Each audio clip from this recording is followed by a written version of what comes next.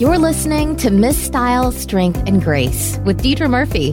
This is your one-stop shop for style, fashion, health, and fitness. Deidre's passion is to help empower women to reach their fullest potential, both inside and out.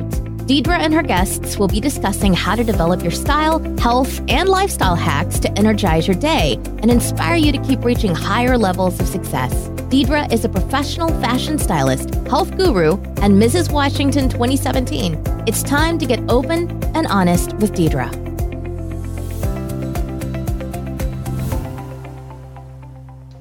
Well, hello and welcome to the Miss Style, Strength, and Grace podcast. Today, I'm really excited to welcome Nathalie Botros to our episode today. Nathalie is not only a certified health coach and psychotherapist, but she also teaches women how to become hungry for happy, living their life to the fullest. She was able to fuse her health background with her psychotherapist methods in order to stop the vicious cycle of dieting and thus created the Bon-Vivant Girl. So Nathalie, welcome to the show. Thank you. I'm so excited to be here. Me too. So I would love if you could share with my audience a little bit about your background. You know, you're not from the States, and how did you end up here and in New York City? Wow, that's a long story. Do we have 3 hours in front of us? Well, I mean, it is my show. We can go as long as we want. So I'm born in Lebanon. My parents are Lebanese. I grew up in Turkey until I was 10 years old when my parents sent me to boarding school in Switzerland. And I stayed there. I studied and lived and worked there for a lot of years. And then one day, into brackets, I have to say, Switzerland, it's the world of chocolate, watches, and banks. So I did a bit of everything. Yeah, I did a bit of everything. And one day I said, enough from Geneva, Switzerland, and I moved to Italy in the world of pasta and pizza. And of course, fashion. When I was in Milan, I started to work in fashion. And one day I said, Milan is not big enough for me. I have to go to a bigger place. And I ended up in New York. So this is how I came to the States. What made you choose New York? Just because you wanted something bigger than Milan? Because it came a point where I needed to be with people with more. I needed bigger. I needed bigger than Milan. Milan was beautiful. It was an amazing experience. Being, as you said, I'm a psychotherapist, and I worked in psychotherapy. And then, as I said, in Switzerland, I kind of did work in banking as well. I started in human resources, helping people. And then I ended up, when I left, in Italy in fashion. So it was great, but I needed something bigger where I had more opportunities. That's why I came to New York. And they say the United for that. Yeah, and they say the United States, it's a land of opportunity. So I said, let me go there and see what's happening. Let's see what this whole land of the free, home of the brave is all about.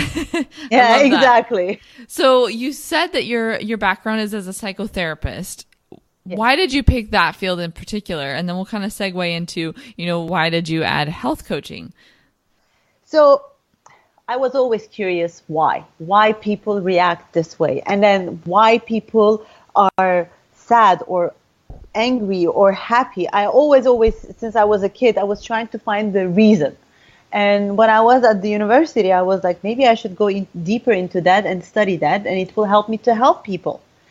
And it was really the real reason for me. And I learned a lot with psychotherapy, how to help people and how to help actually them to figure out their problem. How do you help people figure out their own issues and what's going on internally and why they're making the decisions that they're making? It's long words, obviously, but I'm always up to write a journal. When people write a journal, they can, because sometimes it's difficult to talk even to your therapist. So it's easier to write down. We're alone with the paper. We can burn that paper or throw it away. So it's a very good way of therapy. And when we write it down, the problem can come up much easier to our face. And then we can start to find the solutions for that problem. I love that. I myself just started journaling probably about 2 years ago, but it's really helped me as I battle insomnia, kind of decompress after the end of the day and see, Perfect, what yeah. can I improve on the next day. I love that. So you were a psychotherapist, you worked with people on that. Why did you decide to add certification in health coaching to your resume? So what happened is, as I said, I was in the land, in Turkey and Lebanon, I was in the land of Mediterranean diet. I was fine. And then when I moved to Switzerland, I was in the land of chocolate. I was fine. And then pasta, pizza from Italy, it was okay. But when I moved to the United States, the world of junk food and hamburgers, my weight, I was never a skinny girl, but I always battled a little, but I was fine. But when I came here in a year, without even noticing, I gained 40 pounds. And I started to panic and I didn't know what to do. I tried, so obviously, as everyone does, I followed every diet on the market, every diet that my friends' TV or magazines told me. It was a failure. And until I created my own method where I fuse my psychotherapy, and then I saw that I was seeing a lot of changes in myself, not only with the weight, but with the happiness. So I said I should share my knowledge and write a book. And to be able to write this book, I wanted to be really complete and learn and know what I'm talking about. So it's why I decided to become a health coach. And I became a holistic health coach. I love that. So it kind of gave you that authority in order to write the book and have Exactly. the knowledge because it's one thing to know why, but yeah, exactly. I love that. So I do want to ask, a lot of my listeners are from the States, may or may not have traveled to Europe. What is it that makes the European or Mediterranean style of food and diet so much different than the American, like you said, junk food diet? What do you think the big difference is? Yeah, do you remember at the beginning when I told you I wanted to come to the United States because it was bigger? Mm-hmm. And I think everything in the US, it's bigger. It's we think that if we get a bigger piece of cake, it's better for a cheaper price, we're making a deal. Actually, we're ruining ourselves. In Europe, we don't have that. In Europe, we have this side of enjoying even little bites, but enjoying what we're eating. And really then in the savoring US, it, so to speak. Exactly. And then in the US, the other problem that we have, everything is rushed, especially in New York. When I first moved, I was scared walking down the street because everybody was running and I was walking, people would push me. I was like, okay, wait a second. I'm not doing a marathon. And in Europe, we have more tendency to stop a minute and to enjoy our meals. Here, while walking, we eat. Mm-hmm. Or we don't stop. We don't take time. And eating should be a pleasure, not a punishment, or not something because it's noon or it's 1 o'clock and we have to eat. Not just something to get done, but something to savor. Exactly. I love that. And I think, too, that speaks to just the American lifestyle in general, where we're just okay, what next? Bigger, better, on to the next thing, go, instead of taking a moment and pausing and reflecting and like you said, just enjoying life. Exactly. When I was working in Europe, we will have an hour and a half lunch break. Here, if I will go for 20 minutes, they will say, are you working half day? I was like, right. Wait a second, it's a complete different mentality. Of course, we do a lot of things, but it's not the best way sometimes for our health and happiness. Yeah, absolutely. Well, even when I used to be a elementary school teacher, I was lucky if I got 15 minutes to down the lunch that I had packed that day. And that doesn't mean that that's better because I didn't have time to let that food fully digest before I jumped back into teaching. So I probably wasn't, all the way in the mental capacity to jump back into my next lesson, but I had to do it for the kids. And then you were not satisfied with your food. You didn't feel, if we don't take our time to eat, the body, cannot go that fast. Our body doesn't know that we're not hungry anymore. It needs that time to start to send the signal. Yeah, exactly. And then it sends the signals to our brain. If it doesn't send the signal to our brain, it's we're going to be hungry in an hour. Yeah. So would that be one of your biggest tips that you would give to women when it comes to learning how to eat Yes. Instead of feeling hungry all the time. Definitely. I think we have to take our time. It should be a pleasure. Really, it should be a real pleasure to eat. And I know that we don't have always the time, but give yourself 10 minutes, watch less television or talk less on the phone. Just, like cut the distractions and eat and enjoy what you're eating. Take a moment and pause. I love that. Now, health coaching is a very different aspect than psychotherapy. So how have you been able to merge your background in psychotherapy with health coaching? Health coaching, it's all about health. But as I was studying in a holistic health coach, it's the whole body. So it was quite linked to psychotherapy. But with psychotherapy, I was studying the behavior of people, and health coach, the food. And when I said I merged both, and with myself, what I did, what really helped me was because I was always concentrated on the food when I was trying to lose weight. And I said, wait a second. And I thought that I would if I will lose the weight, I will be happy. And I said, maybe my happiness doesn't depend on my size or on my weight, but it depends on me. So I started studying myself by keeping my food and mood journal, not only food, but mood as well. Ooh, that's a good idea. And I started to see where I was eating, why I was eating. If I was eating, I was hungry or I was bored or I was thirsty. Discover all that. And that was my psychotherapy. You remember, as I said, like my journaling. So this helped me to cure myself, my soul, my person before starting to cure my food, my bad habits. Yeah, I love that. So it's how I fuse both of them. So is that when the Bon-Vivant Life was kind of born for you? Exactly. I mean, like it wasn't easy every day, obviously. I had highs and lows, but it was really, and I was like, wait a second, because I always thought that I had to like diet, and then dieting. Of course, when we say diet, it means restriction. If you say to a kid, don't touch this, you know that the kid is going to touch. I mean, we're the same. I mean, Adam and Eve, they said to Eve to not eat the apple. She ran and ate the apple. She's like, I'm going to do it anyway. Exactly. So I don't think we should restrict anything in life. We should eat a bit of everything in small quantities. And instead of cutting the bad food, I'll advise to add good food. So not eat less, eat more, but eat more and prioritize the good food. I think that totally makes sense, especially in our world, in the States especially. We are, overfed but undernourished. So we're eating a lot of food that has lacking in nutrients rather than eating a lot of the nutrient-rich and dense foods that are going to really provide satisfaction and keep you full for hours and give you the energy that you need. Exactly. I mean, before eating something, I don't know, a Snicker bar, before eating that, eat something, a fruit. And then if you're still craving that sugar, eat your Snicker bar. But believe me, after a while, you will not need the Snicker bar because the fruit will give you enough sugar. And it will give you the fibers that you cannot find in the Snicker bar. Mm-hmm. Yeah, I love that. So I used the term a minute ago, but Bon-Vivant is your kind of mantra for life. How did you come up with that term? And then what does it mean to live well for you? Because Bon-Vivant in French means live well, correct? Exactly. Okay, so how did you come up with that? And what does it mean? During all my life, I've been traveling, I've been enjoying life, partying, and then people will call me anything, jet setter, this, that.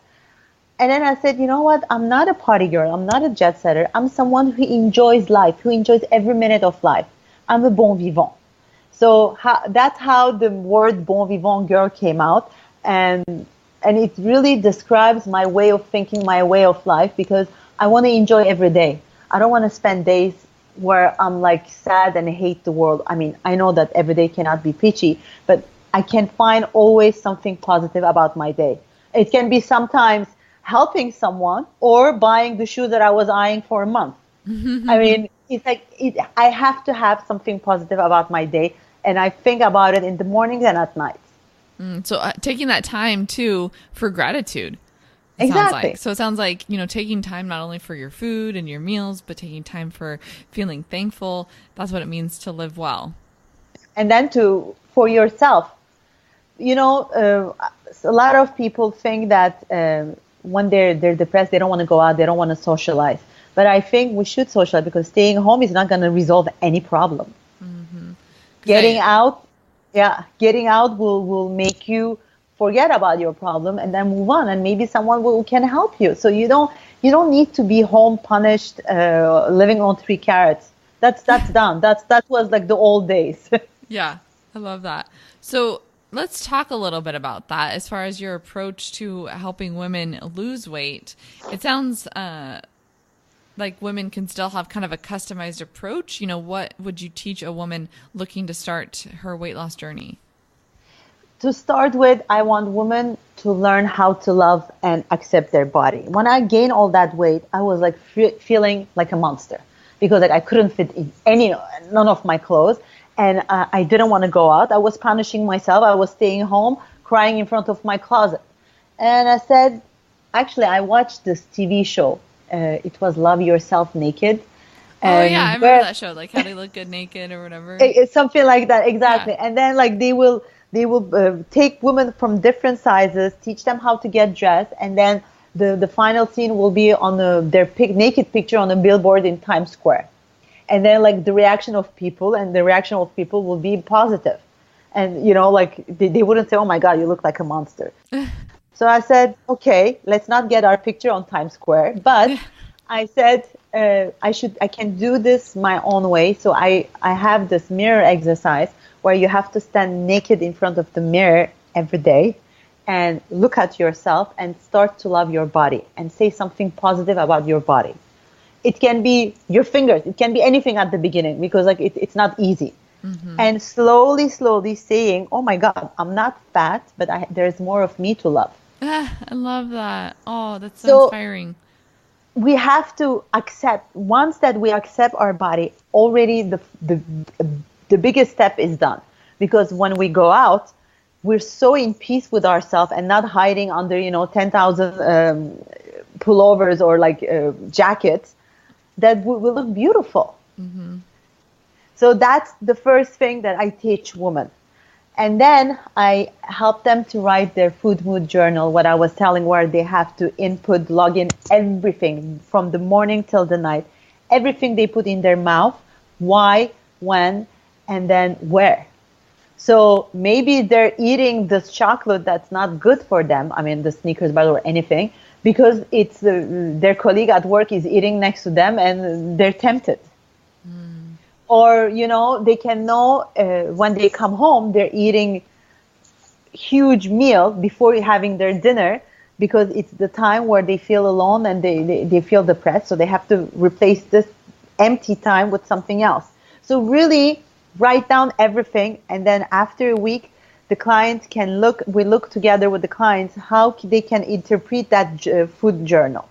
Yeah, so that way they learn what are their triggers, what are the things that are setting them off. Is it boredom? Is it depression? Is it a social event? That's such a great way to track it. I love that. And then, like for me, I learned when I first started tracking my journey and eating habits, I learned that I was a bored eater. Like I could sit there in front of the TV and just kind of be bored and eat a whole bag of chips and not realize it, because I was just passing the time. So like learning how to track those things, and then that way making better choices. So, if you are going to sit there and eat the whole bag of something, maybe make it a bag of carrots rather than a whole bag of chips, or, put your 10 chips in a separate bowl and then take the bowl to the couch. So then when you're out, you're out. That's the whole package. Yeah. And then like, what I call seafood diet, like if you don't have it, you're not going to eat it. Don't buy temptation. If you feel like eating that bad cookies or like, pack of chips, eat as much as you want and then throw it away. Don't keep it. Mm-hmm. That's like very important. It's like really seafood. If I don't see it, I don't eat it. Yeah, I'm the same way. I'm like, if it's not in the house, I'm not going to eat it, because I'm not going to go drive 20 minutes to get the Snickers or the ice cream. I'm not going to do it. That's such a great tip. It's like one of the tips. And then I always say, keep yourself busy. As you said, me too. Like when we watch TV, we want to snack something, because like we're watching doing nothing. So I said, okay, you know what? Let me do some work. I do like, I don't know, some filing, or, I keep my hands busy So I don't think about eating. That's a good idea. Keep your hands busy doing something else so you can't actually do like hand to mouth the whole time. Exactly. And then like the other tip that I give, it's, when people say I don't have time to work out, I'm like, well, while you watch TV, work out. Those reality shows, when they say amazing, do 10 push-ups. I'm sure at the end you will do a great workout. It will work. Yeah. I even find myself, I'm training for a half marathon right now. And so one way I can like mentally check out while I'm doing all that running is watching TV in my gym. Cause I'm like, I got to do something to like zone out my brain while I complete this 7-mile run, Yeah. I love that. So, you talk a lot about being able to enjoy food and still have a social life, go out with your friends and family and experience life. What would be your number one tip for helping women achieve that balance? I mean, let's say going out at a restaurant. Normally, when we're on a diet, we say, "Oh, I cannot go to a restaurant because it's like I'm gonna feel, I'm gonna eat bad. I'm not gonna eat right, and blah blah blah." It's all those excuses. So what I propose is, I mean, today we have all the restaurants' menus online. So before going to the restaurant, check the menu. Get ready for your dinner. Your dinner or your lunch. Have an idea what you're gonna eat, and what I call food credit. If it's you're gonna go at night and then like you see that there are like delicious pasta dishes, eat very light during the day, and then enjoy your pasta. And then once you arrive at a restaurant, instead of starting with the heavy carby food, start with a salad or with a soup. All this has a lot of water, and it will make you feel full. And if you still want to eat your pasta, have it. It's okay. But I know that you won't eat as much. But if you start with your pasta or, I don't know, potatoes, you will eat more of that than the salad because you won't have any space for the salad. Yeah. And starting with the leafy vegetables and those really nutrient-dense foods, too, has a lot of fiber. So it'll help your body break down the food even better while you're enjoying the rest of your meal. And also, I'm a Mediterranean, so I love sharing, tapas style. So sharing is caring. Instead of taking one plate, share the plate. Mm-hmm. And when I used to live in Milan, I learned this way of ordering the food. I order the appetizer, and when we're done, we order the main course. So we see if we're hungry. We don't need to, like rush. The kitchen is there. We're there to spend a good time. So we don't need to rush and order like 3-course meal right away. That's a good tip. I like that. I'm definitely a fan of sharing is caring. Like whenever we go out to eat, especially if it's just my husband and I, we normally will kind of either split things or he knows that I'm going to take a bite or two. Like if I'm getting a salad entree and he's getting, I don't know, maybe he is getting like the mac and cheese or like some sort of pasta heavy dish, he knows I'm going to have a bite or two because of course that's just how it is. So I love to share. I love that.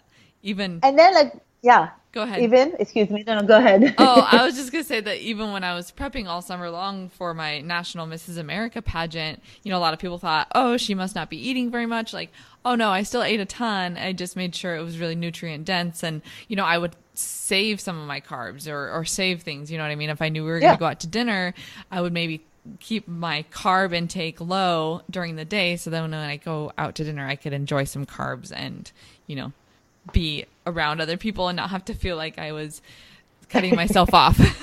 Exactly. It's what I call the food credits. Yes. During the day, even before traveling, sometimes I do the food credits, I'm careful. Later. So exactly. So I can enjoy.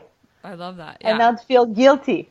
It's, life is all about balance. You have to balance. You're going to have some days where you're going to spend your day eating kale and work out. And some days you're going to eat donut and stay in bed. It happens. It's not the end of the world.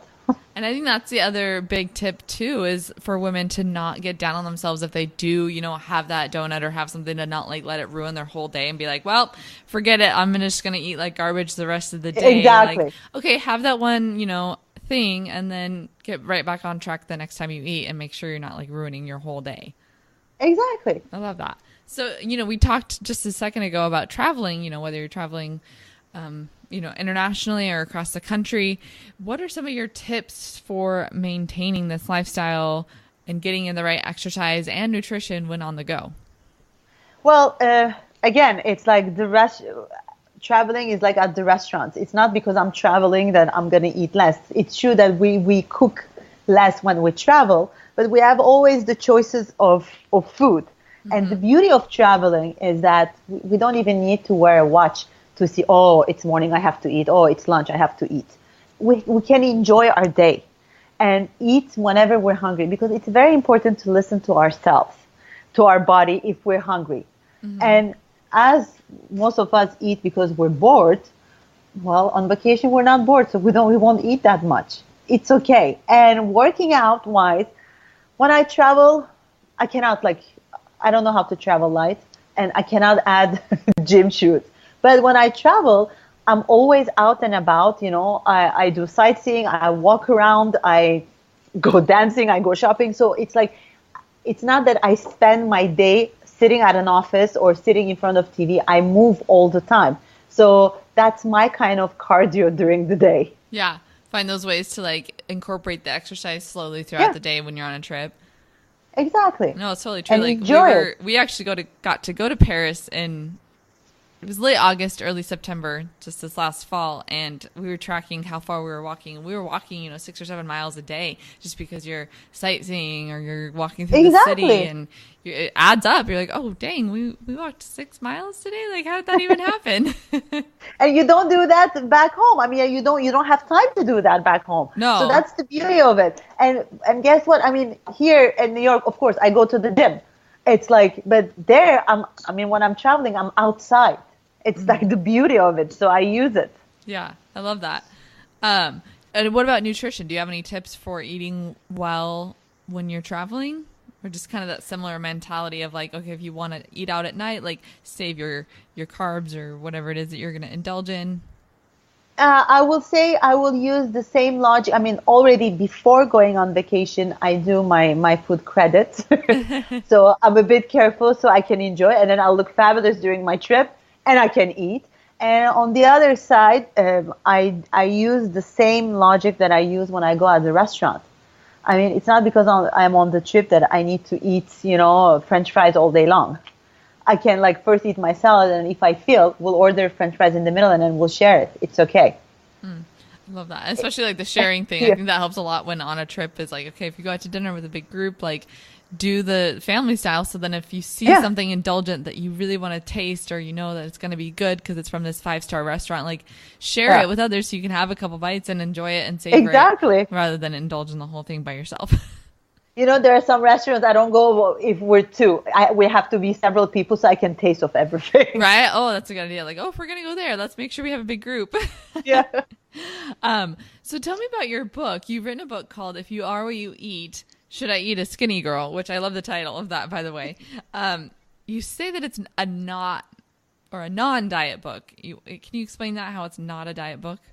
Well, everything we talked, all the tips that we talk are in this book. And it's why it's not a diet book. If it was a diet book, it will have told you every morning eat a fruit, every lunch eat a grilled salmon with this. No, I'm telling you, eat whatever you want. But eat in a smart way, in a balanced way. I want you to eat everything. So it's not a diet, it's a lifestyle. That's why it's not a diet book.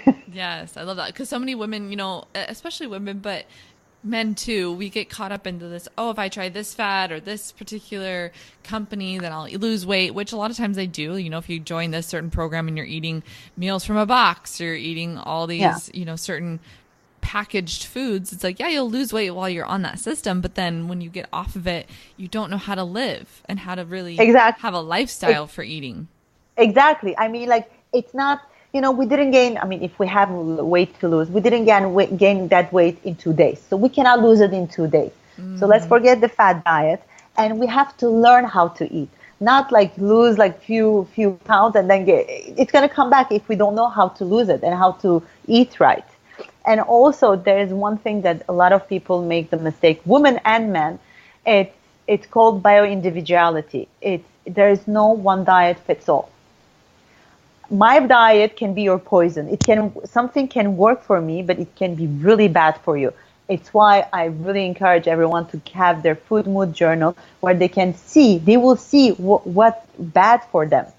Maybe it's kale. Maybe kale that, like it's the new fashion, maybe kale, it's like makes you bloated and then you don't feel right with it.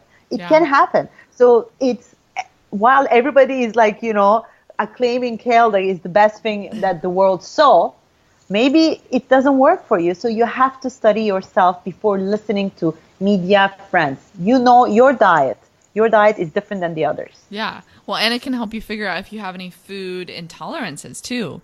For instance, if you, maybe have, I learned about a little bit about this recently, like a nightshade food, which is, tomatoes, anything on like a vine, like cucumbers or even potatoes. Those are all nightshade family. And some people, I think it's like 1 in 4 people have issues with it, but they don't know. So if you start to keep a journal and feel like, oh, after I ate this, I had brain fog and I felt really tired, like, well, maybe I shouldn't eat that in the future, even if it's a so-called healthy food. Yeah, no, I agree. For example, I know that I have food intolerance to eggs, and then for a long time I have to cut it and then slowly reintroduce to my body, step by step. And sometimes like I'm intolerant to yogurt. So it's like, but you learn all this when you write down. I'm like, okay, wait a second. Every time that I eat the yogurt, I feel bloated or I feel, I don't feel good. Yeah. Like what's up with this? Exactly.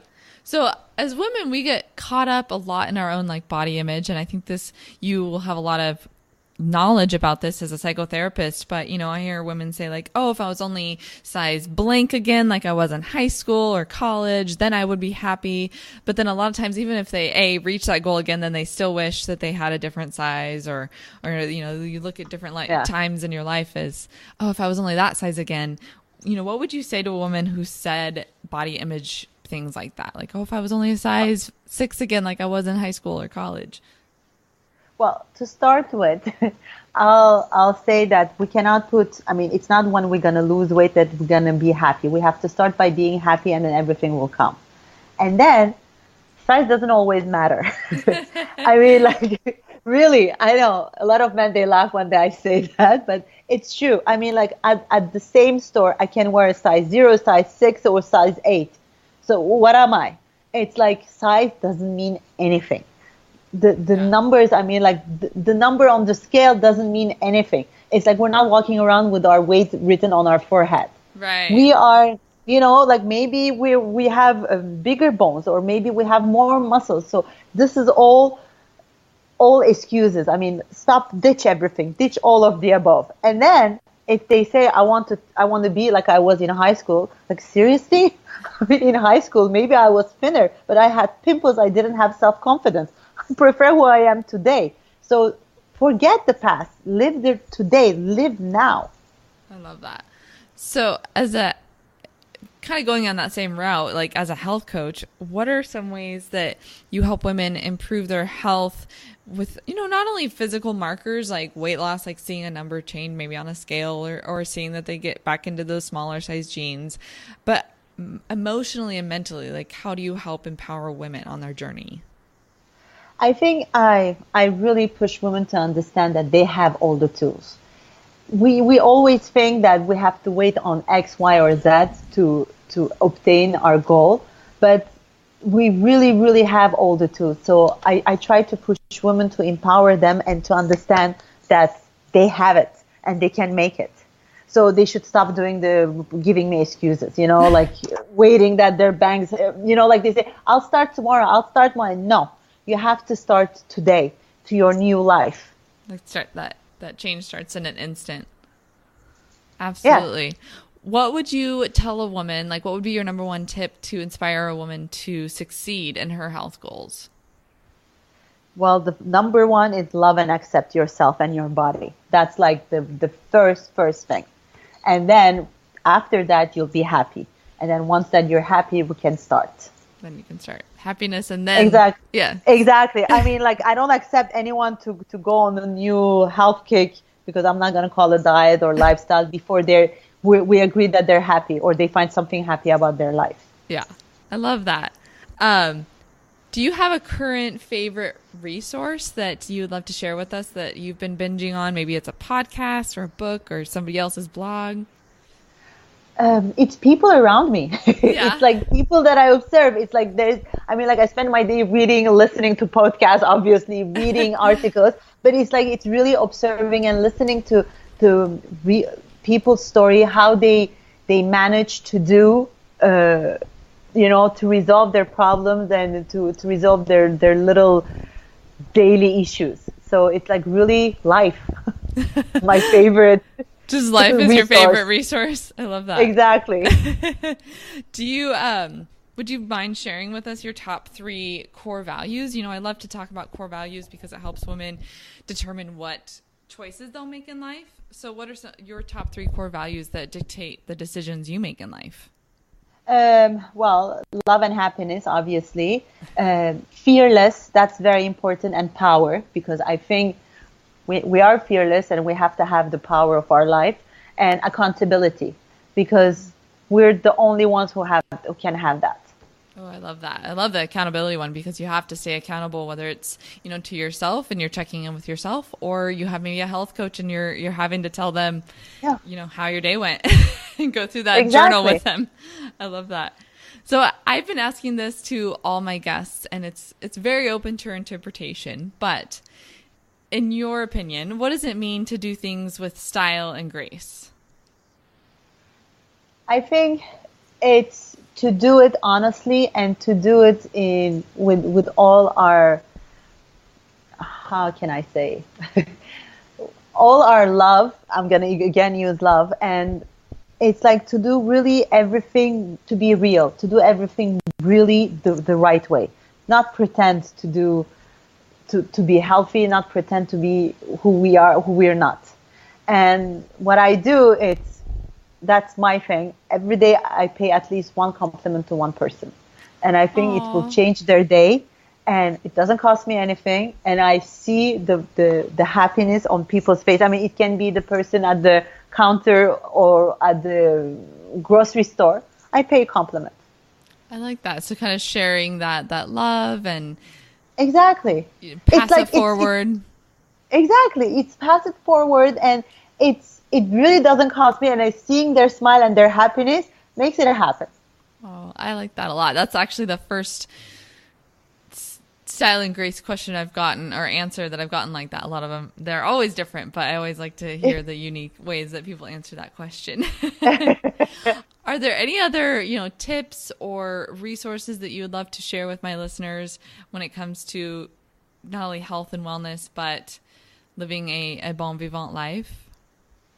I think you have to rock your life, rock every day, and live every day as if it's your last one, because life is beautiful, so we should enjoy it. I love that. Oh, so I had one more question, and I thought of it earlier, and I really wanted to ask just for clarification for my audience, but what would you say is the difference between a holistic health coach and just a regular health coach? Well, the holistic health coach is someone who doesn't only take care about your food, but about your whole person and whole life. So it's not about the food on your plate, but the food on your life, meaning your social life, your relationship, religion, everything that's about you. I love that. That's kind of similar to what we try to teach our patients, both my husband and I being holistic health, gurus. It's all not just about like, oh, you've got to focus on the internal aspects, but, this whole kind of completion of the puzzle, both internally and externally, and really having a full picture of health. So I love that. Yes, exactly. It's really, it's exactly that. So where can my listeners find you? Whether it's online, social media, what are some avenues that they can reach you at? I'm on my website, thebonvivantgirl.com, and I'm also on social media, on Instagram, Twitter, Facebook, and they can find me on Amazon as well with my book. Great. So the bonvivantgirl.com, and on Facebook and Instagram at Nathalie Botros, or the Bon-Vivant Girl. The Bon-Vivant Girl. Always the Bon-Vivant Girl. Perfect. Well, I will have all the information in the show notes for today. So if you want to, reach out to Nathalie and get more information on her or her book, be sure to check those resources. And as always, thanks for listening. Hey ladies, thanks for listening, and we hope you enjoyed today's episode. To help empower more women, please be a doll and rate, review, and subscribe to this podcast. For show notes and other free resources we mentioned today, go to stylebydeidre.com.